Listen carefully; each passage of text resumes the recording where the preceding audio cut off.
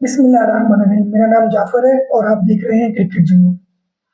तो जनाब, कुदरत का निज़ाम हरकत में आ गया है और पाकिस्तान के सेमीफाइनल में खेलने के चांसेस बन गए हैं।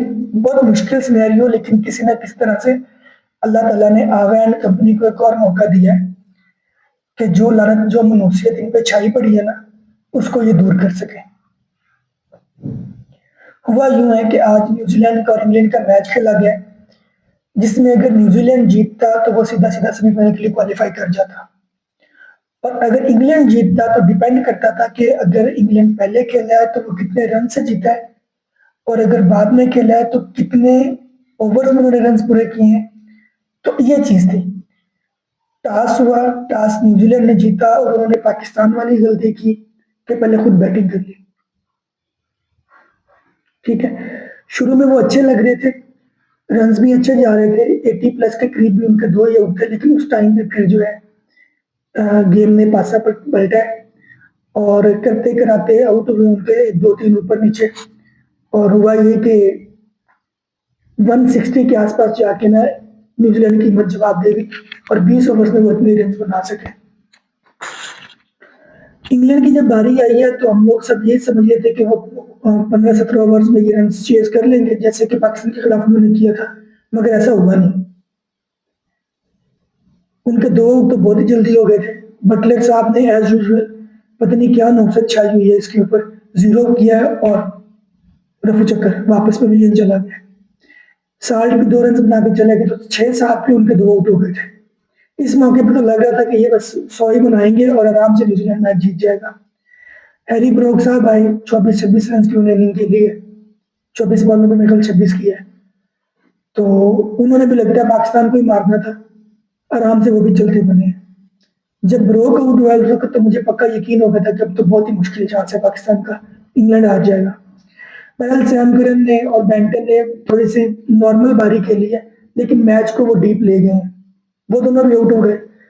तो जिस वक्त रेहान और जैक आए हैं ना, उस वक्त तकरीबन एंड पे जाके 18 गेंदों पे 44 रन चाहिए थे, और अल्लाह का करना ऐसा हुआ है कि सेंटनर ने ओवर दे दिया स्पिनर को, फिलिप को, और वो ओवर उन्होंने लगा दिया है। रेहान ने भी लगा दिया और साथ में जैक ने भी।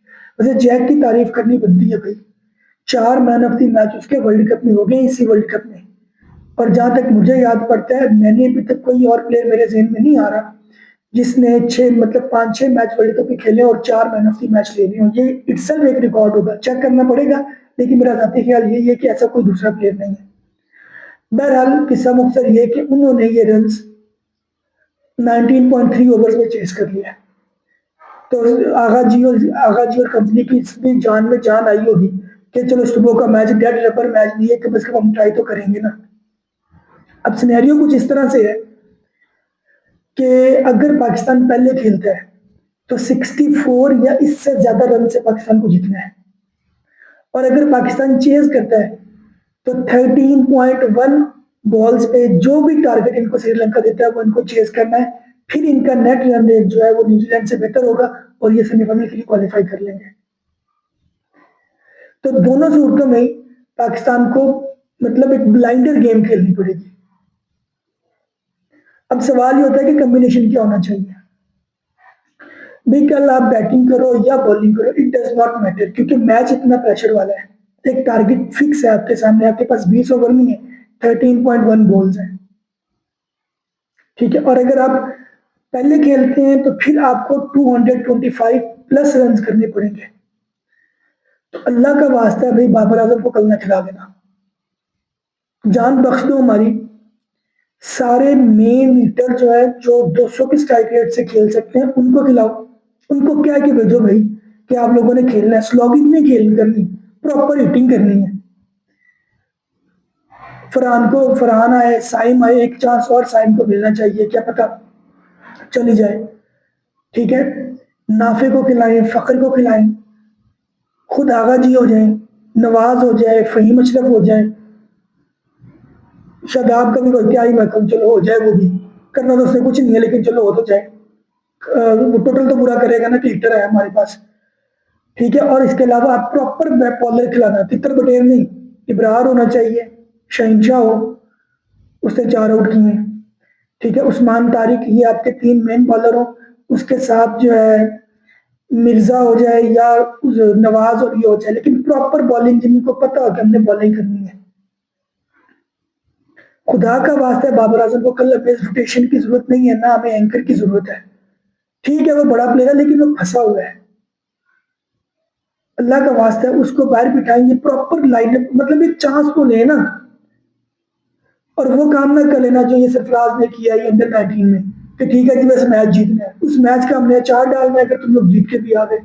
जितना टारगेट है ना, जितना 13.1 ओवर्स, तो या फिर 65 रन से विक्ट्री, इसके पीछे जाना है। कहीं सेफ खेलना शुरू कर दो वहां पे तुम लोग। ठीक है, इसके अलावा जो है पड़ोसी जो है उनका भी मैच फंसा हुआ है, वेस्ट इंडीज वाला। सो अभी तक भी 2 टीमें सेमीफाइनल के लिए क्वालिफाई कर चुकी हैं और वो क्लियर भी हो गई हैं। उनमें एक तो साउथ अफ्रीका है और दूसरी इंग्लैंड है। वेस्ट इंडीज जाएगा या इंडिया जाएगा, ये भी अभी डिसाइड होना रहता है। पाकिस्तान जाएगा या न्यूजीलैंड जाएगा, ये भी डिसाइड होना रहता है। तो दलेरों की तरह खेले, ये मुझे ना काम पे टांग गई वो वाला काम ना करे। और ये चीज इम्पॉसिबल नहीं है, उसकी वजह ये है कि श्रीलंका मॉरली बहुत डाउन है, वो तो फैसे फारो हो गए ना, तीसरा मैच है, तो उनको पता है कि हम जीते तब भी हम बाहर हैं, हम हारे तो फिर तो वैसे ही बाहर है ना। तो पाकिस्तान ने जो भी कर रहा है पाकिस्तान के लिए फायदा है, पाकिस्तान के लिए नुकसान है। श्रीलंका एलिमिनेट हो चुका है। वैसे मैं तो कहता हूँ इनके साथ कुछ सेटिंग कर लें, अंदर कोई फोन शोन मिला के ना सेटिंग मारे इनके साथ। आई एम किडिंग वैसे, लेकिन सेटिंग करके ना ये लोग जो है ना आगे सेमीफाइनल के लिए क्वालिफाई करें ना। और कल हम अगर सेमीफाइनल में क्वालिफाई कर गए तो पड़ोसियों की चीखें थोड़ी बहुत तो आज भी आई है ना कि कहीं पाकिस्तान पहुंच ही ना जाए। लेकिन शुगर तो तब लगेगा ना जब पाकिस्तान सेमीफाइनल में क्या फाइनल खेल रहा होगा। तो मुझे एक मिसाल याद आ रही है ना कि एक बेचारा चर्सी बंदी था, तो वो मस्जिद चला गया भूल के। तो मौलवी साहब ने उसको देखा, तो मौलवी साहब का तो तन बदन में आग लग गई ना। तो उसने कहा तू इधर किधर। तो चर्सी भी था समझदार सा, उसने कहा मौलवी साहब असल आग तो उदो लगनी जो तो तुम में जन्नत देखोगे। तो इंडियंस को भी असल आग तो तब लगनी है ना जब वो हमें सेमीफाइनल या फाइनल में देखेंगे। तो अल्लाह करे कि कल पाकिस्तान अपना टारगेट अचीव करे और सेमीज में जाए और अपने ऊपर ये जो इनके पीछे दुनिया पड़ी है मुझ समेत, ये हम सबको गलत साबित करे और इंशाल्लाह पाकिस्तान को सुरखरू करे। आज के व्लॉग में इतना ही।